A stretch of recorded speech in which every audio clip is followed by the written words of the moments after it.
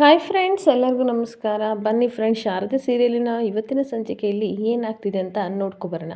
ಅದಕ್ಕೂ ಮುಂಚೆ ಯಾರೆಲ್ಲ ನನ್ನ ವಿಡಿಯೋ ನೋಡ್ತಾ ಇದ್ದೀರಾ ಅವರಲ್ಲಿ ಪುಟ್ಟದೊಂದು ಲೈಕ್ ಮಾಡಿ, ಹಾಗೆ ಸಬ್ಸ್ಕ್ರೈಬ್ ಮಾಡೋದನ್ನು ಮರಿಬೇಡಿ. ಬನ್ನಿ ಸ್ಟಾರ್ಟ್ ಮಾಡೋಣ. ಮೊದಲಿಗೆ ಫ್ರೆಂಡ್ಸ್, ಇಲ್ಲಿ ಶಾರದಾ ಸಿದ್ದುನ ಹತ್ರ ಮಾತಾಡಬೇಕು ಅಂತ ಹೇಳಿದ್ದನ್ನು ಈ ಕಡೆ ದೀಪ ಪುಟ್ಟ ಕದ್ದು ಕೇಳ್ಕೊತಾ ಇರ್ತಾಳೆ. ನನ್ನ ಬಗ್ಗೆ ಏನಾದರೂ ಅಮ್ಮ ಪಿಟ್ಟಿಂಗ್ ಇಡ್ಬೋದು, ನೋಡೋಣ ಏನು ಮಾತಾಡ್ತಾರೆ ಅಂತ ಕೇಳ್ಕೊಬಿಡೋಣ ಅಂತ ಕದ್ದು ಕೇಳ್ಕೊತಿರ್ಬೇಕಾದ್ರೆ ಈ ಕಡೆ ಶಾರದಾ ಸಿದ್ದುಗೆ ಹೇಳ್ತಾ ಇರ್ತಾಳೆ, ಅವಳೇನು ಕೇಳ್ತಾಳೆ ಅಂತ ನೀವು ರಿಸ್ಕ್ ತಗೊಳಕ್ಕೆ ಹೋಗಬೇಡಿ ಅನ್ಬೇಕಾದ್ರೆ, ಅವಳು ಚಿಕ್ಕವಳು ಆಯಿತಾ, ದೀಪು ಏನು ಕೇಳಲ್ಲ ಅನ್ಬೇಕಾದ್ರೆ, ಹೌದು ಅವಳು ಏನು ಕೇಳಲ್ಲ, ಆದರೆ ನೀವು ಹೇಳಿದರೆ ಸಾಕು ಅವಳು ಅರ್ಥ ಮಾಡ್ಕೋತಾಳೆ, ಈ ಥರ ಎಲ್ಲ ಎಲ್ಪ್ ಮಾಡೋದು ಬೇಡ, ಪದೇ ಪದೇ ನೀವು ನನ್ನ ಮಗಳನ್ನ ಕಾಪಾಡ್ತಾ ಇದ್ದೀರಲ್ವ, ಅದಕ್ಕೆ ನಾನು ಕೃತಜ್ಞತೆ ಹೇಳಬೇಕು ಅಥವಾ ನಮ್ಮ ಅಪ್ಪನ ಸಾವಿಗೆ ನೀವು ಕಾರಣ ಆಗಿದ್ದೀರಾ ಅಂತ ದ್ವೇಷಿಸಬೇಕು, ನನಗೆ ಒಂದು ಗೊತ್ತಾಗ್ತಿಲ್ಲ ಅಂತ ಹೇಳ್ತಾ ಇರಬೇಕಾದ್ರೆ ಸಿದ್ದುಗೆ ತುಂಬ ಟೆನ್ಷನ್ ಆಗಿ ಹಾಗೆ ಶಾರದನ ನೋಡ್ತಾ ಇರ್ತಾನೆ. ಇನ್ನೊಂದು ಕಡೆ ದೀಪ ಪುಟ್ಟನು ಸಹ ತುಂಬ ಟೆನ್ಷನ್ ಮಾಡಿಕೊಂಡು ಹಾಗೆ ಸಿದ್ದು ಮುಖನ ದೂರದಿಂದಲೇ ನೋಡ್ತಾ ಇರ್ತಾಳೆ. ನೋಡಿ ಸಿದ್ಧಾರ್ಥ ಅವರೇ, ಆಯಿತಾ, ನಿಮ್ಮ ಋಣ ತೀರ್ಸೋಕ್ಕೆ ನಾನು ಪ್ರಾಮಾಣಿಕತೆಯಿಂದ ನಡ್ಕೋತಾ ಇರ್ತೀನಿ ಅಂತ ಹೇಳ್ತಾ ಇರಬೇಕಾದ್ರೆ ಈ ಕಡೆ ಸಿದ್ದುಗೆ ತುಂಬ ಬೇಜಾರಾಗ್ತಿರುತ್ತೆ. ಆ ಮಾತನ್ನ ಹೇಳಿ ತನ್ನ ಪಾಡಿಗೆ ತಾನು ಶಾರದಾ ಹೋಗ್ತಾ ಇರಬೇಕಾದ್ರೆ ಸಿದ್ದು, ನಿಂತ್ಕೊಳ್ಳಿ ಶಾರದಾ ಅವರೇ ಅಂತ ಕರೆದುಬಿಟ್ಟು, ನೋಡಿ ನಿಮ್ಮ ಅಪ್ಪನ ಸಾವಿಗೆ ನಿಜವಾಗ್ಲೂ ನಾನು ಕಾರಣ ಅಲ್ಲ ಅಂತ ಹೇಳಿದಾಗ ಆ ಮಾತನ್ನ ಕೇಳಿ ಶಾರದನಿಗೂ ಸಹ ಒಂದು ಕ್ಷಣ ಶಾಕ್ ಆಗಿ ಅವನ ಮುಖನ ನೋಡ್ತಾ ಇರ್ತಾಳೆ. ನೋಡಿ, ಕೆಲವೊಂದ್ಸಲ ನಾವು ತಪ್ಪು ಮಾಡಿಲ್ಲ ಅಂತ ಅಂದರೂ ಸಹ ತಪ್ಪು ಮಾಡಿರೋ ಥರ ಅಪರಾಧಿ ಸ್ಥಾನದಲ್ಲಿ ನಿಲ್ಲಬೇಕಾಗುತ್ತೆ, ಅದೊಂಥರ ತುಂಬ ಮುಜುಗರ ಆಗ್ತಾ ಇರುತ್ತೆ. ಆದರೆ ನಾನು ತಪ್ಪು ಮಾಡಿಲ್ಲ ಅಂತ ಹೇಳ್ಕೊಳ್ಳೋಕ್ಕೂ ಆಗ್ತಿಲ್ಲ, ಜಸ್ಟಿಫೈ ಮಾಡೋಕ್ಕೂ ಆಗ್ತಿಲ್ಲ. ನೋಡಿ, ಇವಾಗಲೂ ಅಷ್ಟೇ, ನಾನು ಯಾವ ತಪ್ಪು ಮಾಡಿಲ್ಲ ಅಂತಂದರೆ ನೀವು ನಿಜವಾಗ್ಲೂ ನಂಬ್ತೀರಾ ಅನ್ಬೇಕಾದ್ರೆ ಶಾರದಾ ಸಿದ್ದು ಮುಖನೇ ನೋಡ್ತಾ ಇರ್ತಾಳೆ. ಅವಾಗ ಸಿದ್ದು ಹೇಳ್ತಾನೆ, ನನಗೆ ಗೊತ್ತು ನೀವು ನಂಬಲ್ಲ ಅಂತ, ಆದರೆ ಒಂದಲ್ಲ ಒಂದು ದಿನ ನಾನು ನಿರಪರಾಧಿ ಅಂತ ಪ್ರೂವ್ ಮಾಡ್ಕೊಳ್ಳೋಕ್ಕೆ ಆ ದೇವರು ಅವಕಾಶ ಮಾಡಿ ಕೊಟ್ಟೇ ಕೊಡ್ತೇನೆ, ನಾನು ನಂಬಿದ್ದೀನಿ ಅಂತ ಹೇಳ್ತಾ ಇರಬೇಕಾದ್ರೆ ಶಾರದಾ ಹೇಳ್ತಾ ಇರ್ತಾಳೆ, ಹಾಗಾದರೆ ನಾನು ಕಣ್ಣಾರೆ ನೋಡಿದ್ದು ಸುಳ್ಳ ಹಾಗಾದರೆ ಅನ್ಬೇಕಾದ್ರೆ ಅವಾಗ ಸಿದ್ದು ಹೇಳ್ತಾ ಇರ್ತಾನೆ, ಎಲ್ಲ ಘಟನೆಗಳಿಗೂ ಮತ್ತೊಂದು ಆಯಾಮ ಅಂತ ಇದ್ದೇ ಇರುತ್ತೆ, ಯಾವುದೋ ಒಂದು ಆಯಾಮನ ತಿಳ್ಕೊಂಡು ಇದು ಹೀಗೆ ಅಂತ ನಾವು ಜಡ್ಜ್ಮೆಂಟ್ ಕೊಡೋಕ್ಕಾಗಲ್ಲ ಅಲ್ವಾ. ಅವಾಗ ಶಾರದಾ ಹೇಳ್ತಾ ಇರ್ತಾಳೆ, ನಾನು ನೋಡಿದ್ದು ಸತ್ಯ ಆಗಿದ್ದರೆ ಇಷ್ಟು ದಿನದಲ್ಲೇ ಅದು ಗೊತ್ತಾಗಬೇಕಿತ್ತು, ಅಥವಾ ನಾನು ನೋಡಿದ್ದು ಸುಳ್ಳಾಗಿದ್ದರೂ ಇಷ್ಟು ದಿನದಲ್ಲಿ ಅದು ಸಾಬೀತಾಗಬೇಕಿತ್ತು. ಇವಾಗ ಎರಡೂ ಆಗಿಲ್ಲ ಅಂತ ಅಂದರೆ ನಾನು ಅಂದ್ಕೊಂಡಿದ್ದೆ ಸತ್ಯ ಅಂತ ಅನಿಸುತ್ತಲ್ವ ಅನ್ಬೇಕಾದ್ರೆ ದೀಪ ಪುಟ್ಟ ತುಂಬ ಬೇಜಾರು ಮಾಡಿಕೊಂಡು ಏನಾದರೂ ಮಾತಾಡ್ಕೊಳ್ಳಿ ಅಂತ ಒಳಗಡೆ ಹೋಗ್ಬಿಡ್ತಾಳೆ. ಈ ಕಡೆ ಸಿದ್ದು ಶಾರದಾ ಹತ್ರ ಬಂದು ಹೇಳ್ತಾ ಇರ್ತಾನೆ, ನೋಡಿ, ಸತ್ಯನ ಸಾಬೀತು ಮಾಡೋಕ್ಕೆ ಕೆಲವೊಂದು ಸಲ ಸಮಯ ಸಂದರ್ಭ ಸಿಗ್ದಲೇ ಇರ್ಬೋದು, ಅದೇ ರೀತಿ ನನ್ನ ಲೈಫ್ನಲ್ಲೂ ಸಹ ಆಗಿರೋದು. ಕೆಲವೊಂದು ಸಲ ಏನಾಗುತ್ತೆ ಅಂತ ಹೇಳೋಕ್ಕೆ ಅಂತ ಹೋಗ್ತಾ ಇರಬೇಕಾದ್ರೆ ಆ ಕಡೆ ಕಾರ್ ಸೌಂಡ್ ಆಗ್ತಾ ಇರುತ್ತೆ. ಅವಾಗ ಏನಿದು ಹಾರನ್ ಆಗ್ತಿದೆಯಾ ಅಂತ ಸಿದ್ದು ನೋಡ್ತಾ ಇರಬೇಕಾದ್ರೆ ಈ ಕಡೆ ಮಹಾಗುರುಗಳು ಮನೆಗೆ ಆಗಮನ ಮಾಡ್ತಾ ಇರ್ತಾರೆ. ಈ ಕಡೆ ಕಾರಿಂದ ಮಹಾಗುರುಗಳು ಇಳಿದು ಬರ್ತಾ ಇರಬೇಕಾದ್ರೆ ಶಾರದಾ ನಮಸ್ಕಾರ ಮಾಡ್ತಾ ಇರ್ತಾಳೆ. ಅವರಿಬ್ಬರನ್ನೂ ಸಹ ನೋಡಿ ಹಾಗೆ ಮುಗುಳ್ನಗೆ ಮಾಡ್ತಾ ಇರ್ತಾರೆ. ಶಾರದನಿಗೆ ಆಶೀರ್ವಾದ ಮಾಡಿ ಮುಂದೆ ಬಂದು ಸಿದ್ದನ ನೋಡಿ ಹಾಗೆ ಸ್ಮೈಲ್ ಮಾಡಿಕೊಂಡು ಮಹಾಗುರುಗಳು ಒಳಗಡೆ ಎಂಟ್ರಿ ಕೊಡ್ತಾರೆ. ಆಹ್ವಾನದಲ್ಲೇ ಕೂತ್ಕೊಂಡು ಎಲ್ಲರೂ ಸಹ ಬಂದು ಅವ್ರ ಹತ್ರ ಆಶೀರ್ವಾದ ತಗೋತಿರ್ಬೇಕಾದ್ರೆ ಈ ಕಡೆ ತಾತ ನರಸಿಂಹ ಬಂದುಬಿಟ್ಟು ಹಣ್ಣು ಹಂಪಲು ಎಲ್ಲನೂ ಕೊಟ್ಟು ನೀವು ಇದನ್ನು ಸ್ವೀಕರಿಸಬೇಕು ಅಂತ ಹೇಳಿದಾಗ ಆಯಿತು ಅಂತ ಅಂದ್ಬಿಟ್ಟು ಆಶೀರ್ವಾದ ಮಾಡುತ್ತಾ ಇರ್ತಾರೆ. ಎಲ್ಲರಿಗೂ ಪ್ರತಿಯೊಬ್ಬರಿಗೂ ಸಹ ಆಶೀರ್ವಾದ ಮಾಡಿದಾಗ ಶಾರದನು ಸಹ ಬಂದು ಆಶೀರ್ವಾದ ಪಡ್ಕೊಂಡಿರ್ತಾಳೆ. ಎಲ್ಲರೂ ಸಹ ಗುರುಗಳನ್ನು ನೋಡ್ತಾ ಇರಬೇಕಾದ್ರೆ ತಾತ ಶಿವನಾರಾಯಣ ಅವರು ಹೇಳ್ತಾ ಇರ್ತಾರೆ, ಗುರುಗಳೇ, ಎಂಥ ಆಶ್ಚರ್ಯ, ಎಂಥ ವಿಪರ್ಯಾಸ, ಎಷ್ಟೋ ವರ್ಷಗಳ ನಂತರ ನೀವು ನಮ್ಮನೆ ಕಡೆ ಬಂದಿದ್ದೀರಾ, ನನಗಂತೂ ನಂಬಕ್ಕೆ ಆಗ್ತಿಲ್ಲ ಅಂತ ಹೇಳ್ತಾ ಇರಬೇಕಾದ್ರೆ ಈ ಕಡೆ ದಶರಥ ಅವರು ಸಹ, ಹೌದು ಗುರುಗಳೇ, ನೀವು ಬಂದಿದ್ದು ನಮ್ಮನೆ ಪಾವನ ಆಯಿತು ಅಂತ ಹೇಳ್ತಾ ಇರ್ತಾರೆ. ಅವಾಗ ಗುರುಗಳು ನಗುಮುಖದಲ್ಲಿ ಹೇಳ್ತಾ ಇರ್ತಾರೆ, ಎಲ್ಲ ಒಳ್ಳೇದಾಗಲಿ ಆಯಿತಾ, ಸಂಬಂಧಗಳ ಕೊಂಡಿ ಬಿದ್ದೋಗೋಕ್ಕೂ ಆ ದೈವನೇ ಕಾರಣ, ಹಾಗೆ ಕೂತ್ಕೊಳ್ಳೋಕ್ಕೂ ಸಹ ಆ ದೈವನೇ ಕಾರಣ ಅಂತ ಹೇಳ್ತಾ ಇರಬೇಕಾದ್ರೆ ಇಲ್ಲಿ ಶಿವನಾರಾಯಣ ಅವರಿಗೆ ತುಂಬ ಸ್ವಲ್ಪ ಟೆನ್ಷನ್ ಆಗ್ತಿರುತ್ತೆ. ಏನು ಹೇಳ್ತಾ ಇದ್ದಾರೆ ಅಂತ ಅರ್ಥ ಆಗ್ದೇ ಹಾಗೆ ಯೋಚನೆ ಮಾಡ್ತಾ ಇರ್ತಾರೆ. ಕಾಲಾಯ ತಸ್ಮೈ ನಮಃ, ಎಲ್ಲವನ್ನು ಆ ಕಾಲನೇ ಬದಲಾವಣೆ ಮಾಡುತ್ತೆ ಆಯಿತಾ, ವಿಧಿ ನಿಯಮನ ನಾವು ಯಾರೂ ಸಹ ಬದಲಾವಣೆ ಮಾಡೋಕ್ಕಾಗಲ್ಲ ಅಂತ ಹೇಳ್ತಾ ಇರ್ತಾರೆ. ಆ ದೈವ ಒಂದು ಕೃಪೆ ಇದ್ದರೆ ಖಂಡಿತ ಎಲ್ಲ ಸತ್ಯ ಹೊರಗಡೆ ಬಂದೇ ಬರುತ್ತೆ. ಮುಚ್ಚಿಟ್ಟ ಕೆಂಡನ ಯಾವತ್ತೂ ಸಹ ಹೊರಗಡೆ ಹಾಗೆ ಇಟ್ಕೊಳ್ಳೋಕ್ಕಾಗಲ್ಲ, ಅದು ಹೊರಗಡೆ ಬಂದೇ ಬರುತ್ತೆ ಅಂತ ಹೇಳ್ತಾ ಇರಬೇಕಾದ್ರೆ ಈ ಕಡೆ ಶಿವನಾರಾಯಣ ಅವರಿಗೆ ಏನೂ ಅರ್ಥ ಆಗ್ದೇ ಹಾಗೆ ಗುರುಗಳನ್ನು ನೋಡ್ತಾ ಇರ್ತಾರೆ. ಗೊತ್ತಿಲ್ಲದ ಸತ್ಯಗಳನ್ನು ಕಹಿನೋ ಸಿಹಿನೋ ನಾವು ಬಾಯೊಳಗಡೆ ಹಾಕೊಳ್ಳೇಬೇಕು ಅಂತ ಹೇಳ್ಕೊಂಡು ನಗಾಡ್ತಾ ಇರ್ತಾರೆ. ಮನೆಯವ್ರಿಗೆಲ್ಲರೂ ಸಹ ಏನು ಅರ್ಥ ಆಗದೇ ಗುರುಗಳನ್ನೇ ನೋಡ್ತಾ ಇರ್ತಾರೆ.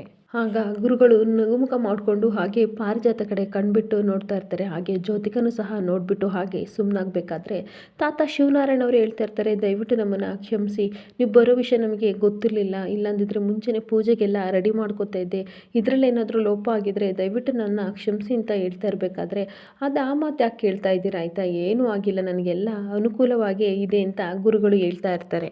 ಗುರುಗಳು ಹೇಳ್ತಾ ಇರ್ತಾರೆ, ನೋಡಿ ನನಗೆ ನಿಮ್ಮನ್ನೆಲ್ಲ ನೋಡಬೇಕು ಅಂತ ಅನ್ನಿಸ್ತು, ಅದಕ್ಕೋಸ್ಕರ ನಾನು ಏನು ಹೇಳ್ದೇ ಸಡನ್ನಾಗೆ ಬಂದುಬಿಟ್ಟೆ. ಆ ದೈವನೇ ಹೋಗು ಅಂತ ಹೇಳಿದ್ದು, ಅದಕ್ಕೆ ನಾನು ಬಂದೆ.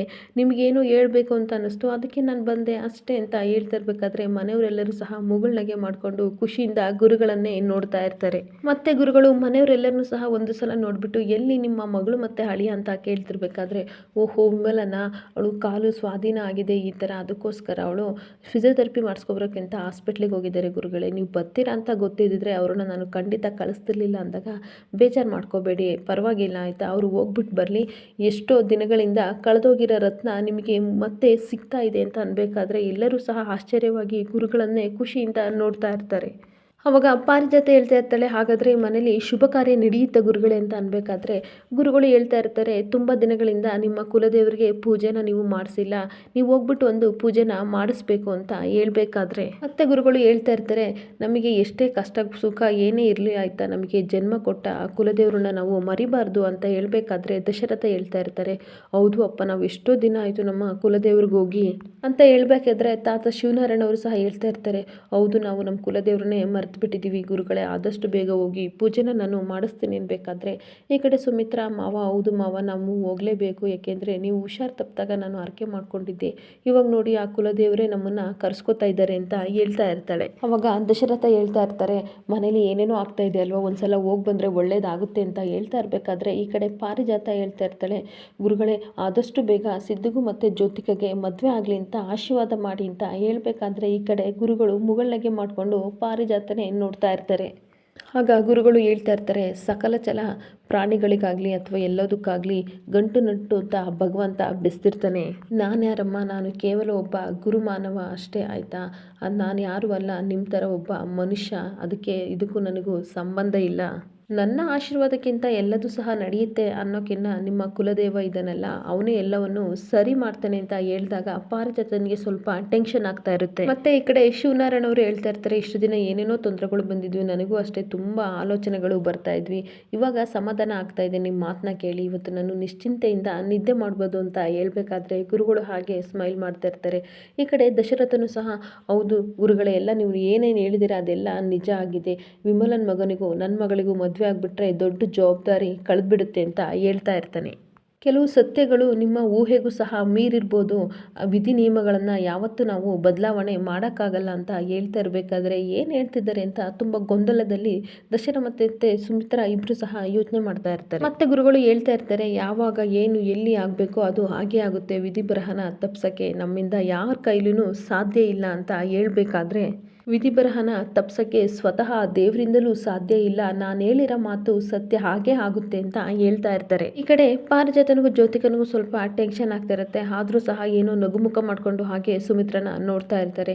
ಇನ್ನೊಂದು ಕಡೆ ತಾತ ಅವರು ಹೇಳ್ತಾ ಇರ್ತಾರೆ, ಶಾರದಾ ಹೋಗು ಅಂತಂದಾಗ ಶಾರದಾ ಹೋಗಿ ಬಂದುಬಿಟ್ಟು ಈ ಕಡೆ ಗುರುಗಳಿಗೆ ಬೆಳ್ಳಿ ಚಂಬಲ್ಲಿ ಹಾಲನ್ನು ತಗೊಬಂದು ಕೊಟ್ಟಾಗ ತಾತ ಹೇಳ್ತಾ ಇರ್ತಾರೆ, ಇದನ್ನು ಸ್ವೀಕರಿಸ್ಬೇಕು ನೀವು ಅಂತ ಅಂದಾಗ ಗುರುಗಳು ಹಾಲನ್ನು ಕುಡಿತಾ ಇರ್ತಾರೆ. ಹಾಲು ಕುಡಿದ ನಂತರ ಎಲ್ಲರಿಗೂ ಒಳ್ಳೇದಾಗಲಿ ಅಂತ ಆಶೀರ್ವಾದ ಮಾಡಬೇಕಾದ್ರೆ ಎಲ್ಲರೂ ಕೈ ಮುಗಿದು ತಲೆ ಬಾಗಿಸ್ತಾ ಇರ್ತಾರೆ. ಅವಾಗ ಗುರುಗಳು ಎದ್ದು ನಿಂತ್ಕೊಂಡು, ನಾನು ಬಂದಿದ್ದ ಕಾರ್ಯ ಆಯಿತು, ನಾನು ಹೇಳ್ಬೇಕಾಗಿದ್ದ ಮಾತೆಲ್ಲನೂ ನಾನು ಹೇಳಿದ್ದೀನಿ, ನಾನು ಇನ್ನು ಹೊರಡ್ಲಾ ಅಂತ ಹೇಳ್ಬೇಕಾದ್ರೆ ಮತ್ತೆ ಗುರುಗಳು, ನೋಡು ಶಿವನಾರಾಯಣ ಆಯಿತಾ, ನಾನು ಹೇಳಿದ್ದನ್ನೆಲ್ಲ ನೀನು ಚಾಚು ತಪ್ಪದೆ ಮಾಡಿದರೆ ಆ ಕುಲದೇವತೆ ನಿನಗೆ ಖಂಡಿತ ಒಳ್ಳೇದು ಮಾಡ್ತಾಳೆ ಅಂದಾಗ, ನೀವೇನು ಹೇಳಿದ್ದೀರಾ ಅದೇ ರೀತಿ ನಾನು ಮಾಡ್ತೀನಿ ಗುರುಗಳೇ ಅಂತ ನಮಸ್ಕಾರ ಮಾಡ್ತಾ ಇರ್ತಾರೆ. ಹಾಗೆ ಮುಂದೆ ಹೋಗ್ತಾ ಮತ್ತೆ ಹಿಂದೆ ವಾಪಸ್ ಬಂದುಬಿಟ್ಟು ಶಾರದಾ ಮುಖನೇ ದೃಷ್ಟಿ ಇಟ್ಟು ನೋಡಬೇಕಾದ್ರೆ ಶಾರದಾ ನಗುಮುಖದಿಂದ ಗುರುಗಳನ್ನು ನೋಡ್ತಾ ಇರಬೇಕಾದ್ರೆ ಅವರು ತಲೆ ಅಲ್ಲಾಡಿಸಿ ತನ್ನ ಪಾಡಿಗೆ ತಾನು ಹೊರಟು ಹೋಗ್ತಾ ಇರಬೇಕಾದ್ರೆ ಮನೆಯವರೆಲ್ಲರೂ ಹೋಗಿ ಗುರುಗಳನ್ನು ಕಳ್ಸೋಕ್ಕೆ ಅಂತ ಹೋಗ್ತಾ ಇರ್ತಾರೆ. ಇನ್ನೊಂದು ಕಡೆ ಇಲ್ಲಿ ಪಾಲಾಕ್ಷ ಮನೆಯಲ್ಲಿ ಸಿಕ್ಕಾಬಟ್ಟೆ ಡೈರಿನ ಹುಡುಕ್ತಾ ಇರ್ತಾನೆ. ಅವಾಗ ದಿವ್ಯಾ, ಏನಪ್ಪ ನೀನು ಹುಡುಕ್ತಾ ಇದೆಯಾ, ಈ ಥರ ಎಲ್ಲನೂ ಯಾಕಪ್ಪ ಕಿತ್ತು ಹರಗ್ತಿದ್ಯಾ ಅಂತ ಕೇಳ್ತಾ ಇರಬೇಕಾದ್ರೆ, ಅಲ್ಲ ಅಪ್ಪ, ಎಲ್ಲ ಬಟ್ಟೆಗಳನ್ನು ಕಿತ್ತೆಸಿದೆಯಲ್ಲ, ನಾನೇ ಜೋಡಿಸ್ಬೇಕು, ಏನು ಅಂತ ಹೇಳಿದರೆ ನಾನು ನಿನಗೆ ಸಹಾಯ ಮಾಡ್ತೀನಿ ಅನ್ಬೇಕಾದ್ರೆ, ಇಲ್ಲೇ ಆಲ್ಬಮ್ ಬಿಟ್ಟಿದ್ದೆ ದಿವ್ಯಾ, ಆದರೆ ಸಿಗ್ತಾ ಇಲ್ಲ ಅನ್ಬೇಕಾದ್ರೆ, ಅಯ್ಯೋ ಇದೇನು ಅರಮನೆನಾ, ಇಲ್ಲೇ ಎಲ್ಲೋ ಇರುತ್ತೆ ನೋಡಿ, ನೆನ್ನೆ ಇಲ್ಲೇ ಇತ್ತು, ನಾನೇ ಇಟ್ಟಿದ್ದೆ ಇಲ್ಲಿಗೆ ಅಂತ ಹೇಳ್ಬೇಕಾದ್ರೆ, ಎಲ್ಲ ಕಡೆ ಹುಡುಕ್ತಿದ್ದೀನಿ ಆದರೂ ಸಿಗ್ತಿಲ್ಲ, ಏನು ಗೊತ್ತಾ, ಆಲ್ಬಮ್ ಬಿಟ್ಕೊಂಡು ನಾವು ಜ್ಯೋತಿಕನ ಹತ್ರ ಅವಾಗವಾಗ ನಮಗೆ ಬೇಕಾದನ್ನ ಇಸ್ಕೋಬೋದಿತ್ತು. ಇವಾಗ ಆ ಅವಕಾಶನೂ ಸಹ ತಪ್ಪೋಗಿದೆ ಅನ್ಬೇಕಾದ್ರೆ ಇನ್ನೆಲ್ಲಿ ಹೋಗ್ಬಿಡ್ತಪ್ಪ ಅಂತ ಇಬ್ಬರು ಟೆನ್ಷನ್ ಮಾಡಿಕೊಂಡು ಹುಡುಕ್ತಾ ಇರ್ತಾರೆ. ಅವಾಗ ದಿವ್ಯ ಹೇಳ್ತಾಳೆ, ಅದಕ್ಕೇನು ಕಾಲ ಐತೇನಪ್ಪ ಓಡೋಗೋಕ್ಕೆ ಅಂದಾಗ, ತಮಾಷೆ ಮಾಡಬೇಡ ಹುಡುಕು ಅಂತ ಹುಡುಕ್ತಾ ಇರಬೇಕಾದ್ರೆ ಮತ್ತೆ ದಿವ್ಯ ಹೇಳ್ತಿರ್ತಾಳೆ, ಅಪ್ಪ ಅದೇನಾದರೂ ರದ್ದಿಯವ್ನು ತಗೊಂಡು ಹೋದ್ನ ಅಂದಾಗ ಪಾಲಾಕ್ಷನಿಗೂ ಸಹ ಶಾಕ್ ಆಗಿಬಿಡುತ್ತೆ. ಅವಾಗ ಹೌದು ಏನಾದರೂ ರದ್ದಿಯವ್ನು ತಗೊಂಡು ಹೋದ್ನ, ಅವ್ನು ಕೇಳ್ದ ಆಯಿತಾ, ಇದು ಹಳೇದೆಲ್ಲ ಇದೆ ಇದನ್ನು ಹಾಕೊಳ್ಳ ತುಂಬ ಹಳೇದಾಗಿದೆ ಅಂತ ಅಂದ. ನಾನು ಈ ಪೇಪರ್ ಒಂದ್ಬಿಟ್ಟು ಎಲ್ಲ ಹಾಕು ಅಂದೆ, ಬಹುಶಃ ಅವನೇ ತಗೊಂಡೋಗಿದ್ದಾನೆ. ನಾನು ಈ ದಶರಥ ಮಗಳು ಯಾರು ಅಂತ ಮೂಲ ಹುಡ್ಕೋಣ ಅಂತ ಹೋದರೆ ಇವಾಗ ಈ ರದ್ದಿಯವ್ನ ಮೂಲನ ನಾನು ಹುಡ್ಕೋಬೇಕಾಗಿದೆ. ನಿನಗೆ ಸ್ವಲ್ಪನೂ ಜವಾಬ್ದಾರಿ ಇಲ್ವಾ, ನೀನು ಮುಂದೆ ಇದ್ದೆ ತಾನೆ ಅದನ್ನೆಲ್ಲ ನೋಡ್ಕೋಬೇಕು ಅಂತ ದಿವ್ಯನಿಗೆ ಬೈತಾ ಇರ್ತಾನೆ.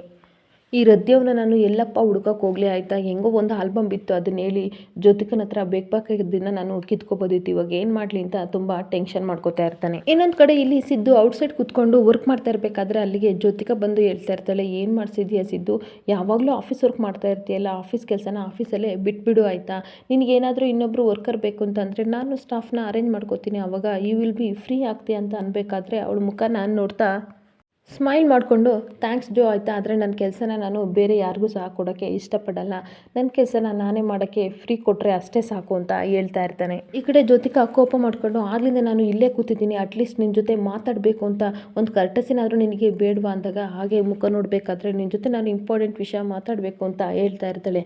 ಸರಿ ಆಯಿತು ಅದೇನು ಹೇಳು ಅಂತ ಸಿದ್ದು ಕೇಳಬೇಕಾದ್ರೆ, ಮನೆಗೆ ಮಹಾಗುರುಗಳು ಬಂದಿದ್ರಲ್ವ ಅದು ನಿನಗೂ ಗೊತ್ತು ತಾನೆ, ಕುಲದೇವತೆ ಪೂಜೆ ಮಾಡಿಸಿ ಅಂತ ಹೇಳಿದ್ದಾರೆ, ಅದ್ರ ಜೊತೆಗೆ ನಮ್ಮ ಜೊತೆ ಎಲ್ಲ ನೀನು ಬರಬೇಕು ಅಂತ ಈ ಕಡೆ ಸಿದ್ದುಗೆ ಹೇಳ್ತಾ ಇರಬೇಕಾದ್ರೆ ಸಿದ್ದು ಲ್ಯಾಪ್ಟಾಪ್ ಕ್ಲೋಸ್ ಮಾಡಿ ಹೇಳ್ತಾ ಇರ್ತಾನೆ, ಸಾರಿ ಜೋ ನಾನು ಬರೋಕ್ಕಾಗಲ್ಲ, ನನಗೆ ಸ್ವಲ್ಪ ಕೆಲಸ ಇದೆ ಅನ್ಬೇಕಾದ್ರೆ ಅದೆಂಥ ಕೆಲಸ ಇದೆ, ಆ್ಯಸ್ ಎ ಸಿ ಆಗಿ ನಾನು ನಿನಗೆ ರಜೆ ಕೊಡ್ತಾ ಇದ್ದೀನಿ, ನೀನು ನಮ್ಮ ಜೊತೆ ಬರಬೇಕು ಅಂತ ಅನ್ಬೇಕಾದ್ರೆ ಹಾಗೆ ಕೋಪ ಮಾಡಿಕೊಂಡು ಜ್ಯೋತಿಕನ ಮುಖನ ನೋಡ್ತಾ ಇರ್ತಾನೆ. ಇಲ್ಲಿಗೆ ಈ ಸಂಚಿಕೆ ಮುಕ್ತಾಯವಾಗ್ತಿದೆ. ಈ ವಿಡಿಯೋ ಇಷ್ಟ ಆದರೆ ಪುಟ್ಟದೊಂದು ಲೈಕ್ ಮಾಡಿ ಹಾಗೆ ಫಾಲೋ ಮಾಡಿ. Thank you.